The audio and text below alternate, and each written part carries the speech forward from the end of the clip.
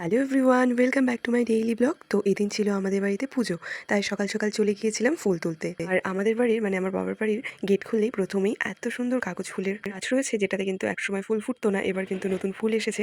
আর gate খুললেই ফুলের দর্শন করতে বেশ ভালো লাগে। সকাল সকাল তো ফুল তুলতে গিয়েছিলাম। এছাড়াও আগের দিনই আমি আর বুনু মিলে বালুঘাট থেকেই ঠাকুরের জন্য ফুলের মালা আর ফুল নিয়ে এসেছিলাম। এরপর আমি কিন্তু স্নান সেরে ফটাফট রেডি হয়ে নিচ্ছিলাম। আর আজকের এই জুয়েলারি সেটটা সম্পূর্ণ হ্যান্ডমেড জুয়েলারিটা কিন্তু বুনু আমার জন্য বানিয়েছিল, তাও ফার্স্ট টাইম। তো ঝটাপট রেডি হয়ে নিয়ে তারপর কিন্তু আমি চলে গিয়েছিলাম আলপনা দিতে। বেশ সকাল সকাল পুজোটা হচ্ছিল, ঠাকুরমশাই চলে এসেছিলেন, তাই কলার পাতা আনতে গেছিলাম। এসে দেখছি কাজু ভাই এসছে, আর এই হচ্ছে আমাদের কাজু ভাই। আর তখন প্রায় অনেকটাই জোগাড় করা হয়ে গিয়েছিল পুজোর জন্য।